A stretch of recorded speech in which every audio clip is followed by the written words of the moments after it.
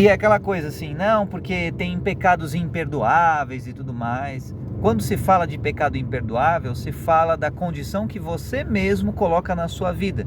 Só que é aquela coisa, do todo mundo veio, e para o todo mundo está voltando. Ninguém será deixado para trás. E cuidado para o teu fanatismo não te cegar, porque se você acha que alguém é imperdoável, lá no fundo, você tem uma área do seu coração que você não está sendo aperfeiçoado no seu amor. E o que acontece? Se você considera alguém, alguma alma como sendo imperdoável, você não entende como funciona o amor perfeito de Deus. Porque achar que alguém é imperdoável, de certo modo, te coloca numa situação de medo, para que você não caia no erro que o outro cometeu, o erro imperdoável do outro, e você sente medo no sentido de querer evitar aquilo que o outro fez de recriminável, digamos assim. Só que o amor verdadeiro e o amor aperfeiçoado lança fora todo o medo. Se você sente repulsa, ou num sentido de você querer distanciamento do que você considera como sendo imperdoável, a medida da maneira que você coloca esse distanciamento vai ser uma maneira impiedosa. E o que acontece? Se você agir de maneira impiedosa, o que você vai estar semeando na sua vida? Mais impiedade. Então a falta de compaixão, ela gera mais falta de compaixão para você. E é aquela coisa, essa é a tática que Jó utilizou, enquanto estava reclamando do que os seus amigos não estavam fazendo por ele. E você pode pensar assim, mas os amigos de Jó estavam agindo de forma certa ou errada? Não se trata de agir de forma certa e de forma errada. Jó estava no limite. Jó tinha passado do limite de tolerância dele em relação à dor. Foi só coisa negativa que aconteceu com Jó. E aí o que aconteceu? Ele estava implorando, presta atenção, ele estava implorando por compaixão e misericórdia. Mas para quem ele estava pedindo por misericórdia e compaixão? Para os amigos. Quando que Jó orou para Deus e pediu misericórdia e compaixão de Deus? E aí você pega Davi, num dos seus salmos, ele fala assim, ó Senhor, tem misericórdia de mim. Ele pede misericórdia para Deus. O inimigo operou contra Davi e contra Jó da mesma forma. Imagina que o inimigo é tipo aqueles professores meio sacanas que vão tentar criar pegadinhas para te lascar, entendeu? Só que, ironicamente, você não pode odiar o inimigo. Isso que eu estou falando pode ser considerado meio revolucionário, mas não é, é uma coisa natural. Se trata de você entender que luz e sombra são uma coisa só, cara. Se você odeia qualquer coisa, você não entende que aquilo faz parte da obra de Deus, que é onipresente. Ou até melhor dizendo, é onipresença. Se você odeia alguma coisa que é onipresença, ou que está dentro da onipresença, você automaticamente odeia onipresença. E a contradição de você odiar a Deus, ou uma parte de Deus, é insustentável, porque automaticamente significa que você também odeia uma parte de você mesmo. Isso significa que você não se conhece, e nem que você conhece o próximo. Porque se conhecer perfeitamente significa conhecer o próximo perfeitamente. Porque você só vai se conhecer quando você conhecer quem você é no contexto de relacionamento com os outros. E vice-versa. Você só vai conhecer os outros de verdade na medida com a qual eles se relacionam com você. Sabe aquela coisa assim de, é fácil você conhecer alguém quando a pessoa está longe. Tipo, você vê a imagem da pessoa longe, mas e no convívio, entende? É no convívio que você conhece de verdade quem é alguém. E se por algum acaso você, no convívio, não gosta de algo no outro, em última instância, tem algo dentro de você que você não gosta. E estamos falando num contexto de gostar, de isso me agrada, isso não me agrada. Apenas uma questão de afinidade, sacou? É outro rolê quando se fala de questões práticas. Por exemplo, imagina que você não gosta de algum animal doméstico, que seja. Vamos supor que você não goste de papagaio, tá? Ok, você pode não ir com a cara de papagaio. Papagaio é chato, só ficar repetindo o que os outros falam e tal. Agora, uma coisa é você não gostar de papagaio, outra coisa é você gostar ou não gostar de violência animal. Entende que é outro rolê, é outra questão? Violência animal, principalmente contra animais domésticos que não tem como se defender, é uma questão diferente, é uma legislação diferente, é outro tipo de crime, digamos assim, um abuso de poder, além de ser considerado injustiça. E aí o seu gosto pessoal nada tem a ver com o fato de você agredir ou não agredir um animal indefeso, entendeu ou não? Do mesmo modo, você pode não gostar do inimigo ou do jeito que o inimigo opera, mas isso não significa que você não tenha que amar os seus inimigos. E quem falou isso? Foi só Jesus Cristo. Amai os seus inimigos. Entendeu ou não? E não é porque você quer, é porque o inimigo precisa. Só que não é esse amorzinho farofinha, não é esse amorzinho, sabe, algodão doce, não é isso. É um amor no sentido de você brilhar. Porque da mesma forma que Jó, que estava sendo influenciado pelo inimigo, estava precisando de compaixão, mas por sua confusão não soube aonde encontrar esse alento, da mesma forma, muitas outras pessoas são influenciadas pelo inimigo. E talvez até o próprio inimigo precise desse tipo de amor, de compaixão. Porque a fonte é uma só. Tem gente que fala assim, não, tem fonte de água doce e água salgada. Não, a água é a mesma. O sal que você coloca é apenas um material adicional, mas a água, o elemento químico, a água é um só. Entendeu ou não? O resto são adornos. Então o inimigo opera através da sua vida com base nessa legislação. E ele vai querer ver a extensão ou o peso do seu orgulho, em primeiro lugar. E o orgulho é muito complexo porque ele também significa cristalização de hábitos em culturas, em práticas, tradições. E é muito difícil você, digamos assim, driblar essas tradições, essas culturas, quando elas têm uma base parcialmente verdadeira. Por exemplo, se você pega e fala assim, não, porque o inimigo existe, isso é um fato, beleza, o inimigo existe uma entidade, digamos assim, ou um conjunto de entidades no mundo espiritual que se opõe à lei de Deus. Mas não é uma oposição sem propósito, não é uma oposição de graça, de birra, como talvez possa parecer. É uma oposição que segue o princípio da tensão dinâmica, ou o princípio da sobrecarga na academia. Tem lá o peso, e na terminologia bíblica tem a cruz.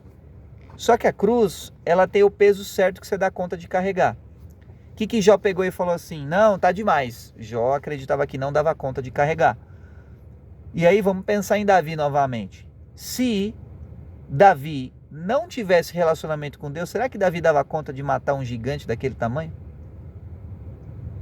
Ou talvez outro exemplo, Alexandre o Grande.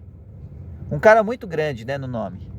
e muito conquistador e com muitos exércitos e tudo mais, assim, um cara brabo, um cara pique imperadorzão, pique, sabe, ninguém consegue me barrar, ninguém consegue nada e tal. Aí ele colocou na cabeça dele, no alto do orgulho dele, que ele queria conquistar Jerusalém, segundo dizem as lendas. Aí Alexandre o Grande colocou na cabeça, pegou os elefantes, colocou a armadura nos elefantes, pegou os exércitos e tal. Agora é o regaço eterno, mano. Tá bom. Aí veio um mosquito, pequenininho, e picou ele e levou malária para ele, o que ceifou a vida dele. Em outras palavras, não importa o seu tamanho, mesmo um ser pequeno pode destruir um ser grande, se, e é aí que está o pulo do gato, o ser de menor tamanho está caminhando segundo um propósito maior. Então o mosquito exerceu uma missão importante, defender a fé, e prevaleceu mesmo contra um exército inteiro. Sem o comandante, o exército fragmentou. Davi estava lá como Uber Eats, né, o iFood, lá para entregar os pão para os irmãos.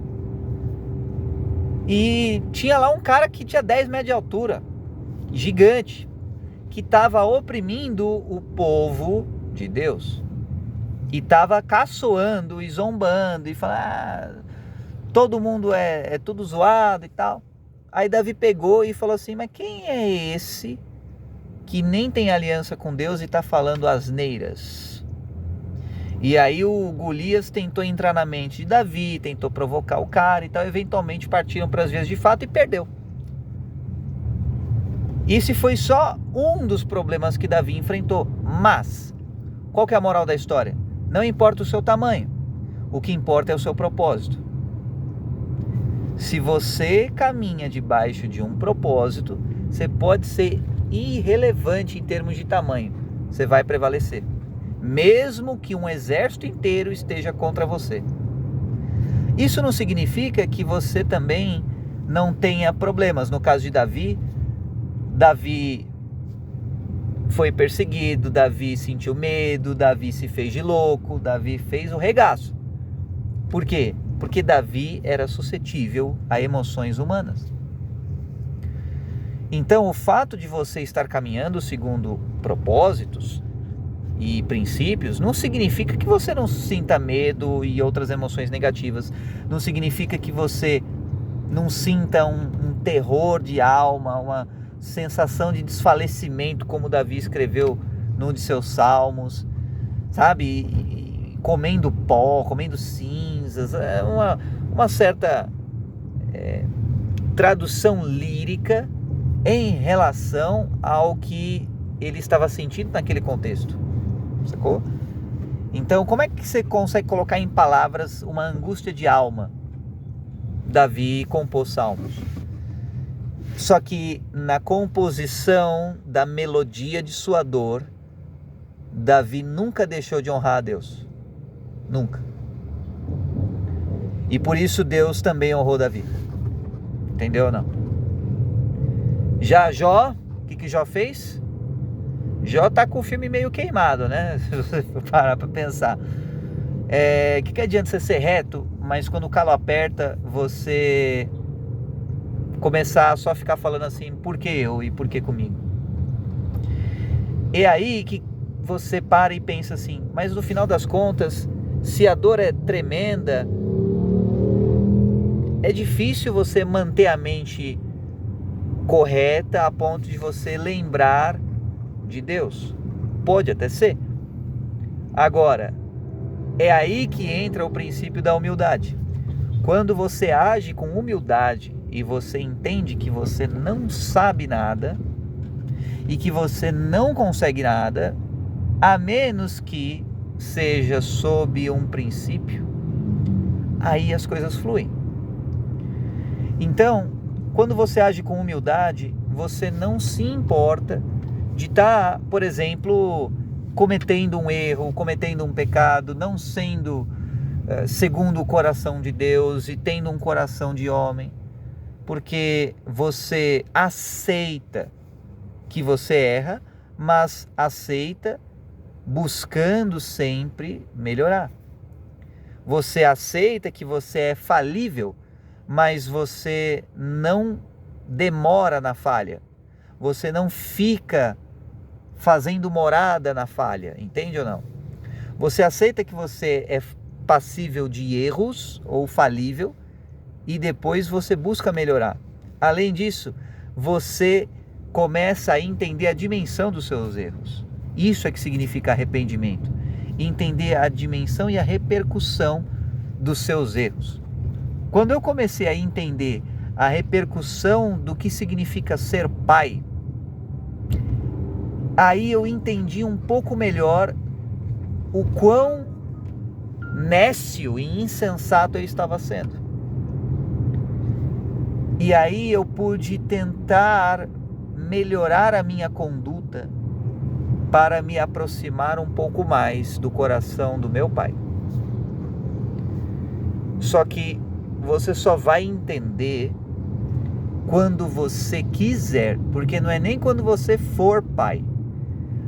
Se você não quiser entender, mesmo sendo pai, você não vai entender.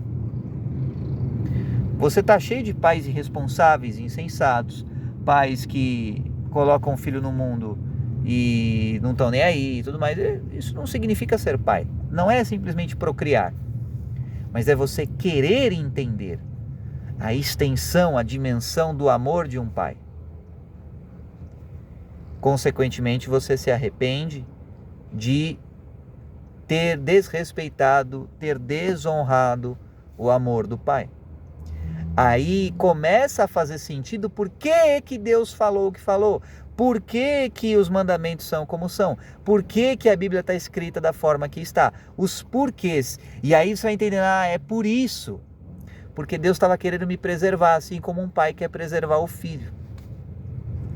E ao pedir misericórdia, você toca o coração de Deus, mas não é só pedir da boca para fora, é estar com o coração quebrantado, é estar sensibilizado no seu coração por você ter entendido a extensão e o tamanho do amor do seu pai. É isso que faz com que você cresça em arrependimento e também em humildade, porque aí você vai entendendo o quão pouco você sabe. Aí você vai vendo, é como se você fosse dando zoom out, assim. Você está numa perspectiva, você vai dando zoom para fora. Aí você vai ver, nossa, esse é o meu ponto de vista, era tão pequeno, tão pequeno, tão pequeno, tão pequeno. Aí você vai percebendo o quão pouco você sabe. Aí vai fazendo sentido e você vai percebendo, putz, não sabia de nada. Sem estar caminhando debaixo de princípios, você não é nada. E é por isso que você precisa entender quais são esses princípios, para que você, caminhando neles, você tenha a coragem necessária para vencer obstáculos muitas vezes maiores que você. E para que você entenda aquilo que foge do seu entendimento. Porque quando você está na lógica do orgulho, o orgulho e o medo são quase que duas faces da mesma moeda. Porque o orgulho, ele é uma justificativa do medo e o orgulho justifica o medo. Quando você sente orgulho como um mecanismo de defesa em função do medo que você sente. E o medo que você sente, o medo do desconhecido e tudo mais, se você abre o teu coração e busca de novo o seu Pai Celestial, seu Pai te recebe de braços abertos. Quer um exemplo? Na Bíblia, o pai do filho pródigo recebeu ele de braços abertos. Mas por quê? Primeiro o filho pródigo se arrependeu. E ele foi correndo receber o filho. E o filho estava tão arrependido que ele tinha quebrantado o coração. E estava assim, com uma autoestima até baixa. Tipo assim, cara, olha, se você só me aceitar aqui já está da hora demais. pelo menos não vou ficar naquele chiqueiro. E aí o pai quis mostrar para o filho o quanto ele o amava. E fez isso com um banquete. Só que Jó, ao contrário, pegou e ao invés de ter esse arrependimento de coração por alguma coisa que fugia do entendimento dele, Jó se ensoberbeceu. E começou a falar apenas que estava doendo. Mas é claro que Deus sabia o que estava doendo e como estava doendo, porque Deus viveu mais anos do que Jó, e isso Deus fala lá a partir de Jó 38, salvo engano. Pô, onde é que você estava quando eu comecei a criar a terra? Você acha que eu não vivi mais do que você? Você acha que eu não sei mais do que você está fazendo? Você acha que não fui eu que defini os limites de ação das trevas? Os limites de um oceano para o outro? Então, é isso que quer dizer quando você pensa nas formas que você tem de responder a estímulos negativos. E tem Davi. Davi ficava desesperadoramente buscando a Deus, assim como um desesperado por oxigênio, por ar, busca o oxigênio por ar. E esse desespero não era por medo, mas também por amor. O medo de Davi de perder a própria vida era menor do que o medo de Davi de perder a presença. E é por isso que Deus honrou tanto Davi. Só que qual que foi o problema de Davi? Davi acabou caindo pelo poder e pela falsa crença de que Davi podia tomar para si ao invés de para o reino, a energia. Aí Davi ficou com a mulher de Urias, tomou para si e não para o reino. Se Davi tivesse no reino, Davi estaria lutando a guerra. Então, considere as coisas para Deus e vai ficar muito mais fácil para você. Viva uma vida mais próxima da vida de Jesus Cristo e vai ficar melhor para você. Tenha uma semana abençoada, que Deus te abençoe. Tamo junto, segue o canal aí, dá like, compartilha, etc. Um abraço e até a próxima.